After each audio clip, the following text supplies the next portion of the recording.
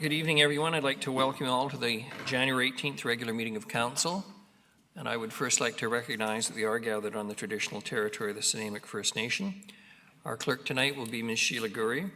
Tonight's regular meeting of Council will be held in accordance with the Community Charter, Council Procedure Bylaw 2018, number 7272, and Ministerial Order number M192, governing open meetings during a state of emergency, and the Provincial Health Officer Order regarding gatherings and events.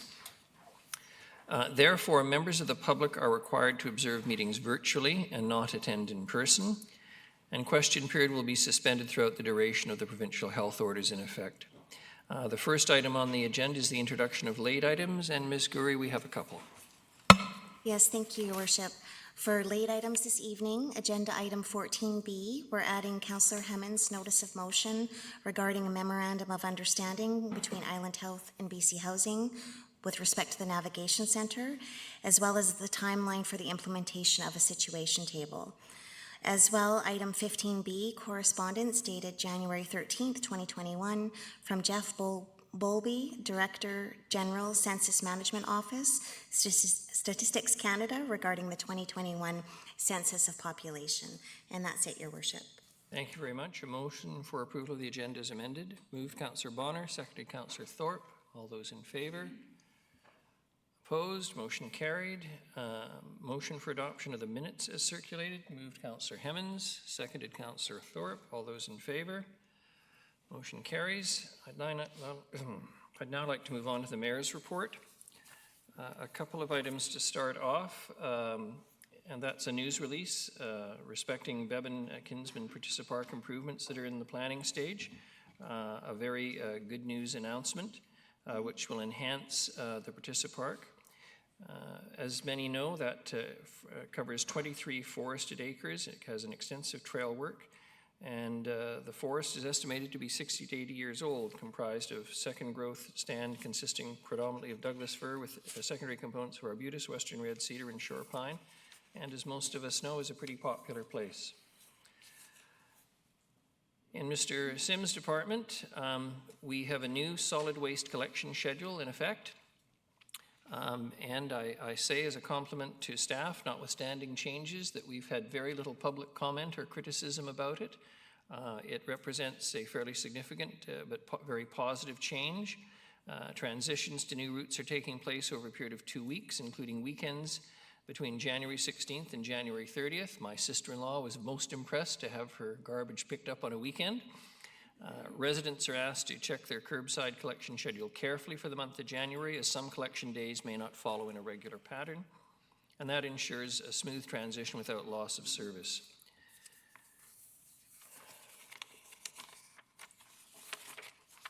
And now I want to take a few minutes, firstly to welcome Councillor Turley, who's with us tonight. Notwithstanding what I'm going to talk about, last week at the Governance Priorities Committee meeting noted the death of Mary Ann Turley on January the 7th. Councillor Turley's spouse, life partner, and the love of his life. And I indicated at that time I wanted to say a little bit more about Mary Ann. Because in her life, she reflected a number of important changes that took place through the 60s and the 70s and onwards to today. The first I want to note is that her family fled the growing oppression in Eastern Europe to seek a new life in a new country, which they did. And she herself, being the strong, incredibly dynamic person that she was, participated in something that isn't as apparent to perhaps younger generations as it is to others now. I'm particularly looking tonight to Councillor Armstrong, who's not near Mary Ann's age, but getting up there. Councillor Martman, likewise. And that's what it was like to be a woman in the 60s, coming into your teen and adult years. Mary Ann Turley was part of that generation of women who were not going to be content to attend university, as the joke was to obtain an MRS degree. They were a generation of women who thought the world was full of possibilities, who worked hard to make those possibilities their successes. She did get a university degree, and in the obtaining of that degree at UBC, met Jim, and they formed an incredible partnership of what I will call citizens in the truest and best meaning of that term. After a few years early in their marriage, they came back to Nanaimo for Jim, bringing Marianne, and they spent 43 years in business together at Turley's Florist. And it was, in my view,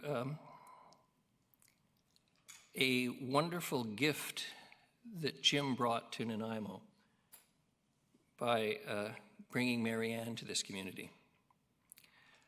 I don't think anyone who has been at a public event or a fundraiser or anything involving flowers in this community for several decades that didn't at some point notice in the program or hear it announced publicly that the flowers were provided by Turley's Florists.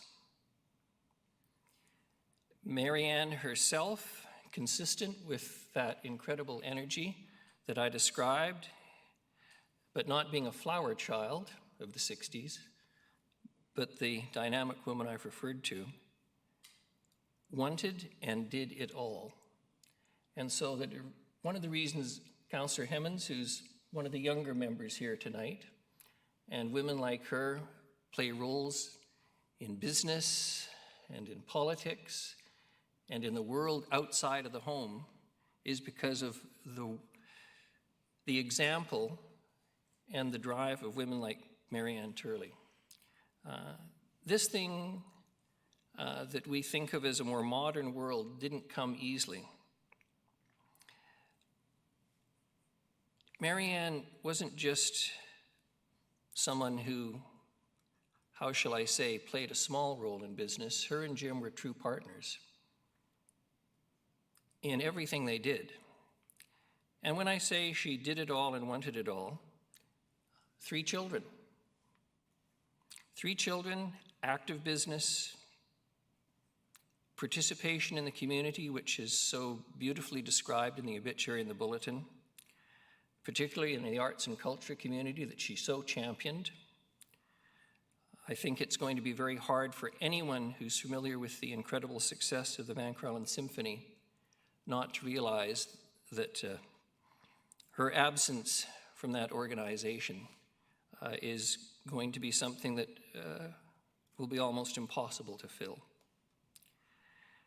And when I talk about women, I want to talk about her 2 daughters. If any of you have had the pleasure to know them, and Richard Harding tells me he was teaching them swimming a very, very long time ago when he was a much younger man.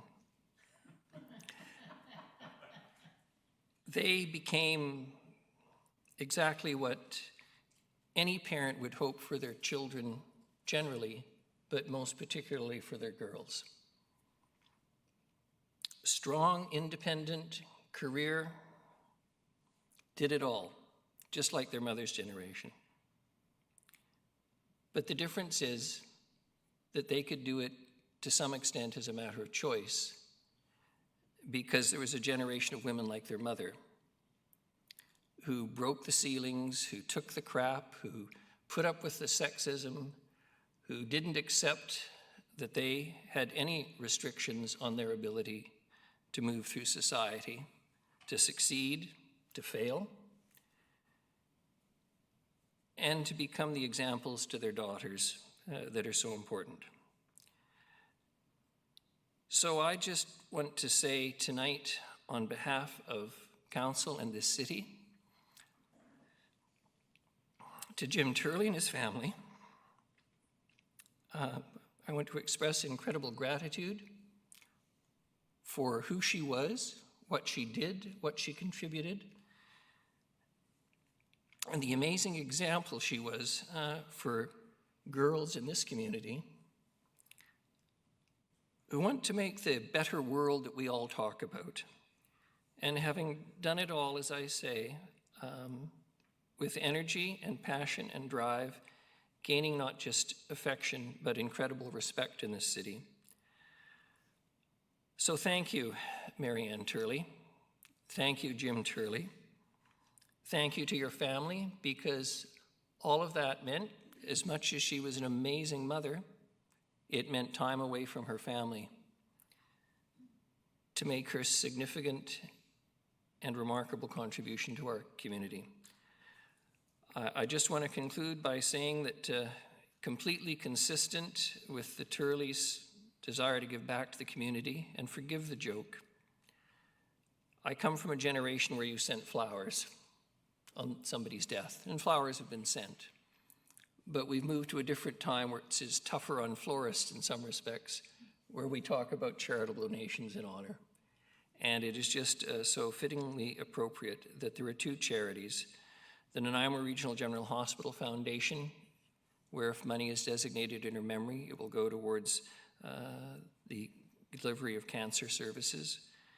And secondly, and of course, to the Vancouver Island Symphony Foundation for their work. Particularly, I think a scholarship may be in the works as well, because music meant so much to her. And if you have had the pleasure of hearing performances in this town, and someday we'll be able to return to public venues and hear them again and hear the symphony play in person, I'd like you to think about Mary Ann Turley and the example she set for all of us. Thank you. In terms of rise and report, Ms. Gurry, we have nothing. We have no presentations. Committee minutes are just for receipt, no motion. We have no consent items, no delegations. And finally, we have a report from Mr. Lindsay, BC Ferries Electrification Project Letter of Support. Thank you, Worship. Item 12A on your agenda this evening. As you mentioned, a request from BC Ferries for council support for a federal grant application in order to proceed with the electrification of the 13 island-class ferries, including Route 19 from Nanaimo to Gabriel Island. There's a draft correspondence as attachment B in your agenda package this evening.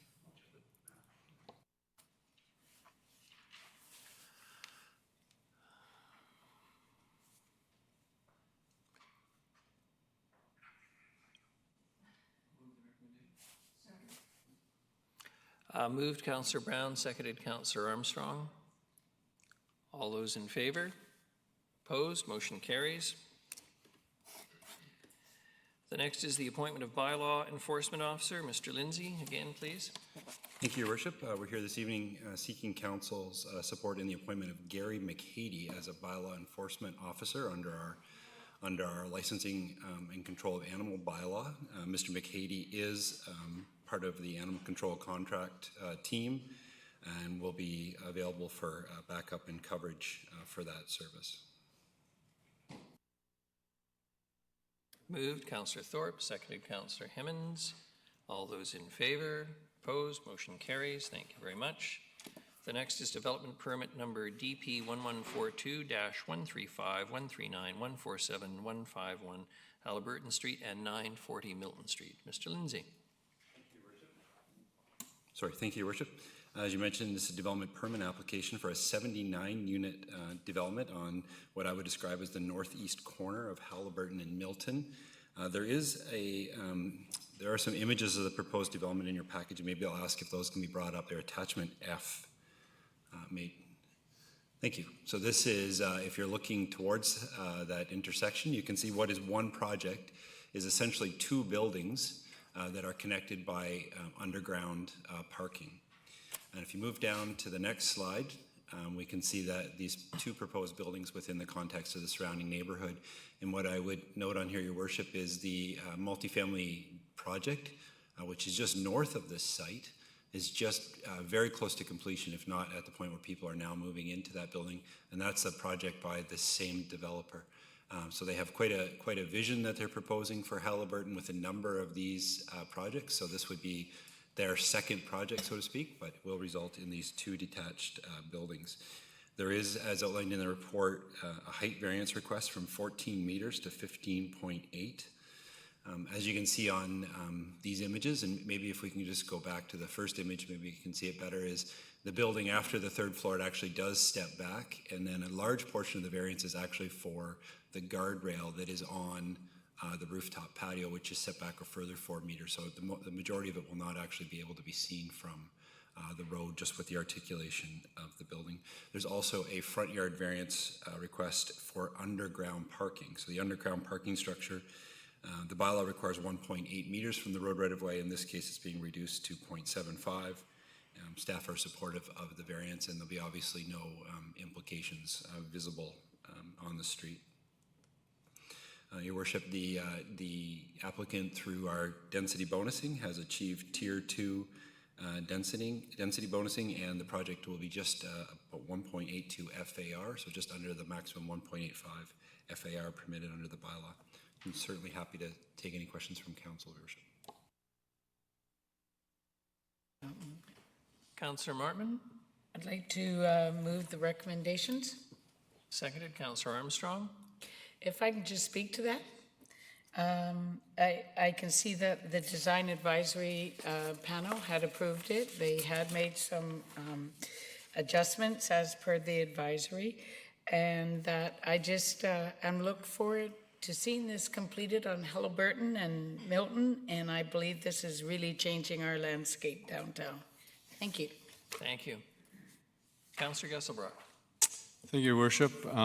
This looks like a great development, and I noticed reading through it, there was a lot of attention to aspects around sustainability in that. And just one thing that I know coming down the pipe is that there's going to be a mandatory source separation bylaw for multifamily buildings, so there'll be a need to have 3-bin pickup, recycling, compost, and waste.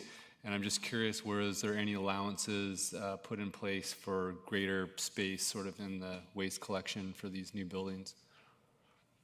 Mr. Lindsay. Thank you, Worship. I appreciate the question. It is something that we are at the point where, as you mentioned, I think it's next year, 2022, that this is coming into place. So we are advising new applications as they're coming forward that they may want to consider that. And we also, as recently as this afternoon, actually had discussions with RDN staff about how we could do a more broad communication on that and make sure that everybody's aware of that, because of course it'll impact not just proposed buildings but existing buildings in the community. So hopefully we'll see something on that coming forward soon. Great, thank you. Just follow up. I appreciate that, and I know it's sort of in a gray zone at the moment, and I think, you know, if it can be brought up at the design advisory panels and that, just so it's on the table and that option's put out there, it would be great seeing all these great new buildings come in online that they can take advantage of that ability to manage their waste properly. Thank you. Councillor Brown. Thank you, Worship. You probably noticed from your staff report, this actually came to design panel twice.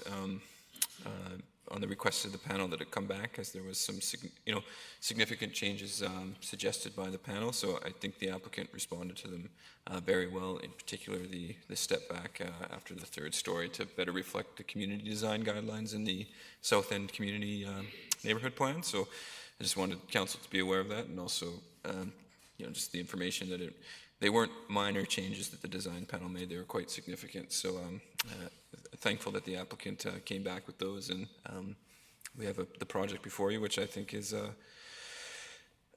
really largely meets the intent of the design guidelines, so I will be supporting it.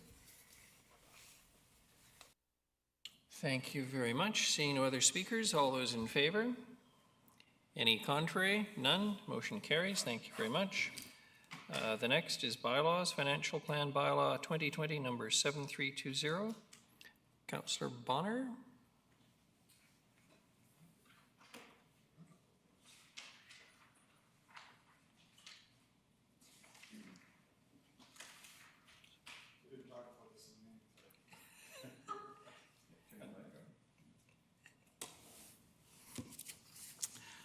Motion that Financial Plan Bylaw 2020 number 7320 to confirm and adopt the 2021 to 2025 financial plan be adopted. Seconded, Councillor Thorpe. Any discussion? All those in favor? Any contrary? None. Motion carries. Thank you. We're on to notices of motion, and Councillor Armstrong, please. Notice a motion that council direct staff to reduce the 2021 business license fee for liquor primary establishments from $1,100 to $165.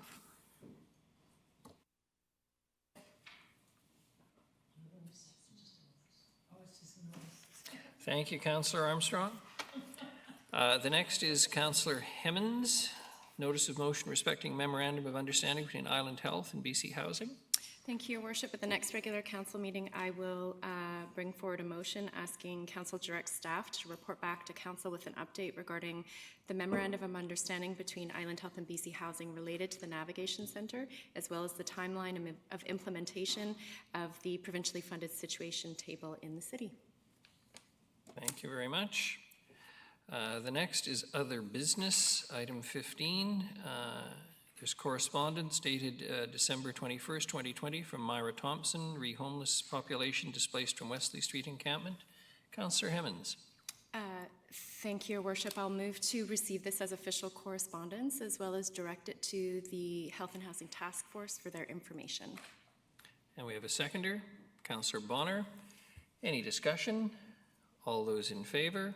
Motion carries. Thank you very much. The next item is correspondence dated January 13th, 2021 from Jeff Bowlby, Director General, Census Management Office, Statistics Canada, re-2021 Census of Population. And he had requested that the motion that is set out be made. I'd asked that it be put on the agenda, but I'd be happy if someone else wishes to move it. Councillor Brown. Seconded, Councillor Bonner. Any discussion? All those in favor? Motion carries.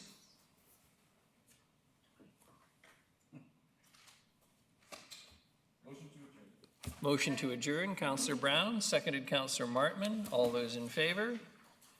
Vote. Motion carries. Thank you very much, everyone.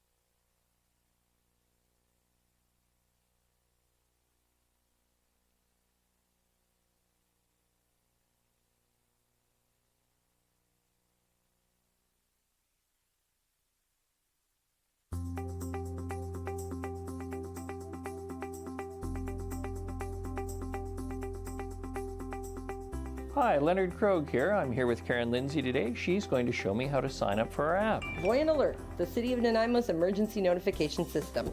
So we'll start by going into the App Store, Mayor Krogh. Done.